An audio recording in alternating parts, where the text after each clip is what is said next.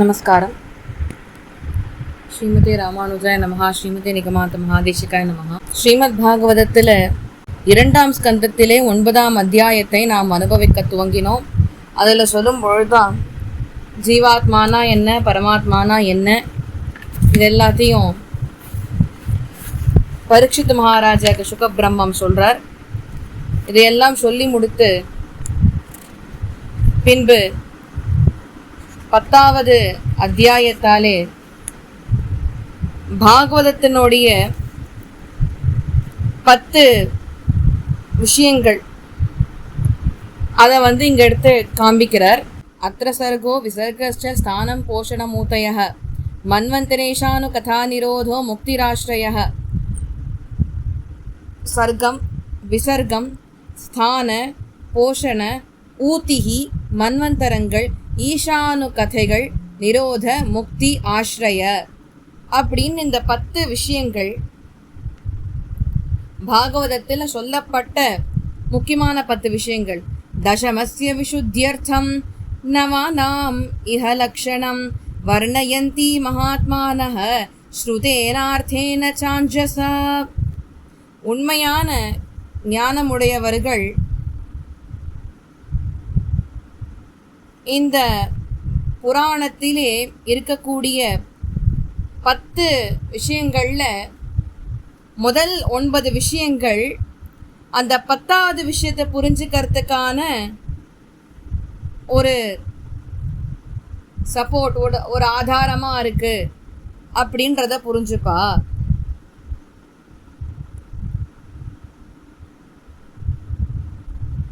பூதமாத்ரேந்திரியதியாம் ஜன்ம சர்க உதாஹிருதः பிரம்மணோ குண வைஷம்யாத் விசர்க பௌருஷ ஸ்மிருதः. இந்த சிருஷ்டி அப்படின்றது இருக்கோ இல்லையோ, இந்த சிருஷ்டி அப்படின்னு சொன்னாக்கவே இதில் சூக்ஷ்ம வஸ்து, ஸ்தூல வஸ்துக்கள்னு இருக்குது. வஸ்துனாக்க ஒரு பொருள், அது சூக்ஷ்மமாகவும் இருக்கலாம், ஸ்தூலமாகவும் இருக்கலாம். சூக்ஷ்மம்னு சொல்லிட்டாக்க கண்ணுக்கு புலப்படாதது அப்படின்னு அர்த்தம்.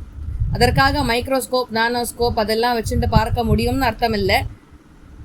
கண்ணுக்கு புலப்படாதது, காதால் கேட்டு தெரிந்து கொள்ளக்கூடியது, அனுபவித்து தெரிந்து கொள்ளக்கூடிய விஷயங்கள் அப்படின்னு அர்த்தம். இப்போது ஒரு உதாரணத்துக்கு சொல்கிறேன். ஜீவாத்மா இருக்குன்னு சொல்கிறோம். அந்த ஆத்மாவை நம்ம யாராவது பார்த்துருக்கோமா? இல்லை. அது எப்படி இருக்கும்னு தெரியுமா?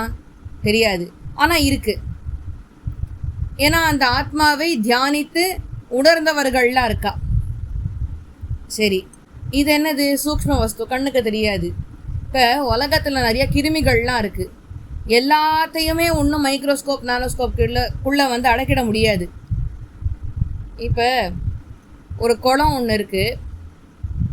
அந்த குளத்திலேருந்து இருக்கக்கூடிய நீரைத்தான் அந்த ஊரில் இருக்கிறவா, கிராமத்தில் இருக்கிறவா எல்லாரும் பருகிண்டு வந்தா. அப்போ ஒரு நாள் உடம்பு சரியில்லாமல் போயிடுத்து கிராமத்து ஜனங்களுக்கு. அப்போ உடனே என்ன பண்ணுறா, ஒவ்வொருத்தரும் வைத்தியர்கிட்ட போகிறா. அப்போ போச்சே சொல்கிறா, நீங்கள் எந்த விஷயத்துலேருந்து அந்த நீரை பருகிறோம் அந்த நீரை முதல்ல சாப்பிட்றது நிறுத்துங்கோ, வாட்டர் ப்யூரிஃபையர் வேணால் வாங்கி மாட்டிக்கோங்கோ அப்படின்னு சொல்லிட்டா. இப்போது அது ஒரு சில பேரால் முடியும், ஒரு சில பேரால் முடியாது வாட்டர் ப்யூரிஃபையர், ஆர்ஓலாம் வாங்கி போடுறதுக்கு. அப்போ இவன் என்ன பண்ணுறா, சரி நம்ம எல்லாரும் அந்த குளத்தில் இருக்கிற நீரை தானே இத்தனை நாள் வீட்டுக்கு எடுத்துகிட்டு போய் பருகிட்டு இருந்தோம், அந்த குளத்தில் இருக்கிற நீரை நம்ம எடுத்து பார்ப்போம் அப்படின்னு சொல்லி அதற்குண்டான உரிய ஆட்களை எல்லாம் கூப்பிட்டு அதை பரீட்சை பண்ணி பார்க்க சொன்னான். அந்த நீரை பரீட்சை பண்ணி பார்த்ததில் அவள் சொல்கிறா, இதில் ஒரு கிருமி இருக்குது. அந்த கிருமி இருக்கிறதுனால தான் அவங்க அத்தனை பேருக்கும் உடம்பு சரியில்லாத போயிருக்கு. குளத்தை திருப்பி நன்னா தூர்வாரி முதல்ல இருந்து எல்லாத்தையும் பண்ணிட்டோம் அப்படின்னாக்க குளம் சரியாயிடும், அந்த கிருமி போயிடும்னா. சரி, அப்போ அந்த கிருமி இருக்கிறதும் உங்களுக்கு எப்படி தெரியும்? அதற்கு உரியவர்கள் அதை பரீட்சித்து பார்த்து அது இருக்குன்றத சொன்னால் பின்னாடி தானே நமக்கு தெரியும். அந்த மாதிரி ஆத்மான்றது சூக்ஷ்மமான விஷயம். அதை உணர்ந்தவர்கள் யார் அப்படின்னா யோகிகள், ஞானிகள், ஆச்சாரியர்கள், இவாதான். அதனால் இவா சொன்னால் நம்ம அதை ஒத்துக்க முடியறதோ இல்லையோ. எப்படி அந்த நீரில் வந்துட்டோம், ஜலத்தில் வந்துட்டும் ஒரு பாக்டீரியா ஒன்று இருக்குது, கண்ணுக்கு தெரியாத ஒரு கிருமி இருக்குது அப்படின்றத நம்ம எப்படி அதுக்குரிய ஆட்களை கூட்டு கண்டுபிடிச்சோமோ, அந்த மாதிரி ஆத்மா அப்படின்றது கண்ணுக்கு தெரியாதது.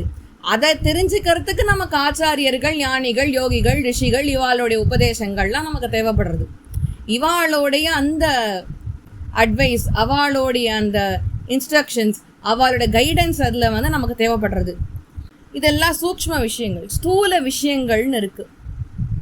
ஸ்தூல விஷயங்கள்னா என்ன அர்த்தம்னாக்க,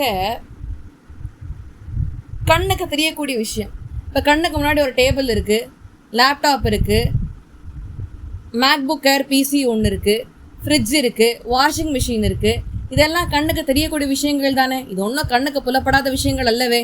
அதனால் கண்ணுக்கு தெரியக்கூடிய விஷயங்கள் ஸ்தூல விஷயங்கள், கண்ணுக்கு தெரியாத ஆத்மா முதலிய விஷயங்கள் சூக்ஷ்ம விஷயங்கள் அப்படின்னு புரிஞ்சுக்கோங்க. இந்த சிருஷ்டி இருக்கோ இல்லையா, இந்த பிரபஞ்சம் முழுக்க எப்படி படைக்கப்பட்டிருக்குனாக்க, இந்த சூக்ஷ்ம ஸ்தூல விஷயங்கள், கண்ணுக்கு புலப்படக்கூடியது, கண்ணுக்கு புலப்படாத விஷயங்களை கொண்டு தான் மொத்த பிரபஞ்சமும் படைக்கப்படுறது. அப்போ அதை பற்றி சொல்லும் பொழுது இந்த சிருஷ்டி எப்படி ஆரம்பித்தார் அப்படின்றதெல்லாம் பார்க்கணும். சிருஷ்டி எப்படி ஆரம்பித்தார் அப்படின்னாக்க, முதல்ல மூல பிரகிருதி அப்படின்னு ஒன்று இருந்தது. அந்த மூல பிரகிருத்தியினுடைய ஒரிஜினல் ஸ்டேட்டு, அதோடைய இயல்பான நிலைக்கு வந்து தமஸ் அப்படின்னு பேர்.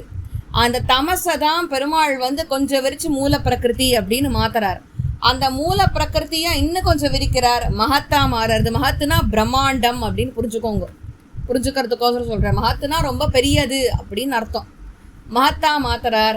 அந்த மகத்திலேருந்து அதுக்கப்புறம் அகங்காரத்தை வெளிக்கொண்டு வரார். அகங்காரத்தை வெளியில கொண்டு வந்த உடனே அகங்காரத்தை 3 விதமா பிரிக்கிறார். சாத்விக அகங்காரம், ராஜசீக அகங்காரம், தாமசீக அகங்காரம்னு பிரிக்கிறார். சாத்விக அகங்காரத்தை 10 பிரிச்சார், ராஜசீக அகங்காரத்தை தொடல பெருமாள். தாமசீக அகங்காரத்தை 10 பிரிச்சார். சாத்விக அகங்காரத்துல சொல்லும் பொழுது 5 கர்மேந்திரியங்கள், 5 ஞானேந்திரியங்கள். 5 கர்மேந்திரியங்கள் என்னது? 2 கை, 2 கால், 2 கண்ணு, மூக்கு, காது, வாயு, இதெல்லாம் கர்மேந்திரியங்கள். செயல்களை செய்யத்துக்கு உதவக்கூடிய இந்திரியங்கள் அப்படின்னு அர்த்தம். ஞானேந்திரியம் ஒரு 5. கை வேலை பண்ணணும்னா, இப்போ வந்து ஒரு ஏதோ ஒரு விஷயத்தை தொடணும் வச்சுக்கோங்களேன். ஃபார் எக்ஸாம்பிள், ஒரு வாட்டர் பாட்டில் ஒன்று இருக்குது, அந்த வாட்டர் பாட்டிலை தொடணும் அப்படின்னாக்க, அப்போ அந்த பாட்டிலை தொடணும்னு கைக்கு ஏதாவது ஒரு சிக்னல் போகணும் இல்லையா உடம்புல. கை அந்த பாட்டிலை தொடணும் அப்படின்னாக்க தொடு உணர்ச்சி ஏற்படுத்தக்கூடிய ஒரு ஞானம் உள்ள இருக்கணும் இல்லையா. இது பாட்டில், அதை தொடணும், அதில் தான் நீர் இருக்குது அப்படின்னு சொல்லணும்னாக்க ஏதாவது ஒரு ஞானம் இருக்கணும். அந்த ஒரு அங்கமும், அதாவது கை, கால், கண்ணு, காது, மூக்கு, வாய், இதெல்லாம் வேலை பண்ணுறதுக்கு உள்ளேருந்து அதற்கு உண்டான ஞானத்தை தரக்கூடிய இந்திரியங்கள், அது ஞானேந்திரியங்கள் அப்படின்னு பேர். இந்த கர்மேந்திரியங்கள் ஞானேந்திரியங்கள் சேர்த்தா 10. அப்புறம் தாமசிக அகங்காரத்தை 10 பிரிச்சரோ இல்லையா. 5 பூதங்கள், அதற்குண்டான ஸ்வபாவங்கள், தன்மாத்திரங்கள்னு பேர் அதுக்கு. சப்த, ஸ்பரிஷ, ரூப, ரச, கந்த. பிருத்திவி, அப்பு, தேஜஸ், வாயு, ஆகாஷம். 5 பூதங்கள், நீர், நிலம், காற்று, நெருப்பு, ஆகாசம். ஆச்சா, 5 பூதங்கள். அதற்குண்டான சுபாவங்கள் சொல்லும் பொழுது முகரக்கூடிய தன்மை, தொடு உணர்ச்சி, ஒளி கேட்டு தெரிஞ்சுக்கக்கூடிய அந்த பூதங்கள், பார்த்து தெரிஞ்சுக்கக்கூடிய பூதங்கள், அந்த மாதிரி 5 சுபாவங்கள், 5 பூதங்கள். பூமின்னு சொன்னாக்க மண் வாசனையை வச்சுண்டு தான் இது பூமி சம்மந்தப்பட்ட விஷயன்றது தெரியும். கந்தவதி பிருத்திவி அப்படின்னு தர்க்க சங்கிரகத்தில் சொல்கிறார். கந்தவதி பிருத்திவின்னா என்ன அர்த்தம்? கந்தவதி வாசனையை உடையது பிருத்திவி. பிருத்திவினாக்க பூமி. பூமியினோட தன்மாத்திரம் என்ன, சுபாவம் என்ன? வாசனை. ஆச்சா. அதுக்கப்புறம் நெருப்புக்கு ரூபம் உண்டு, பார்த்தே தெரிஞ்சுடலாம் இல்லையா. அதே மாதிரி இப்போ ஆகாசம்னு சொன்னாக்க ஒளியை கொண்டு தான் தெரிஞ்சுக்க முடியும். காற்று தொடு உணர்ச்சி மூலியமாக தான் தெரிஞ்சுக்க முடியும். இந்த மாதிரி 5 பூதங்கள், அதற்கு உண்டான ஸ்வபாவங்கள், இதெல்லாம் சேர்த்து 10. ஏற்கனவே என்னாச்சு, சாத்விக அகங்காரத்தை 10ஆ பிரிச்சார், தாமசிக அகங்காரத்தை 10ஆ பிரிச்சார். 10 10 20, மேல ஒரு 3 என்னது, மூல பிரகிருதி, மகத்து, அகங்காரம் ஆச்சா. 23 ஆயிடுத்தோனோ.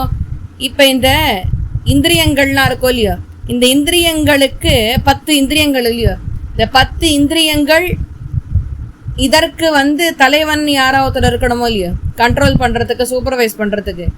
அதுக்கு மனசை வச்சார். அப்போ 24 தத்துவம் மனசு, 25 ஜீவாத்மா, 26 பரமாத்மா. இதை கொண்டு தான் பெருமாள் படைக்கிறார். என்ன, இதில் தான் அந்த முக்குணங்கள் எல்லாம் ஒன்று சேர்ந்து ஒரு உடம்பானது படைக்கப்படுறது அப்படின்னு. அப்போ இதுதான் சர்க்கம்னா என்ன, படைத்தல். ஸ்திதி வைகுண்ட விஜய போஷணம் ததனுகிரக மன்வந்தராணி சத்தர்ம ஊதய கர்ம வாசனாக.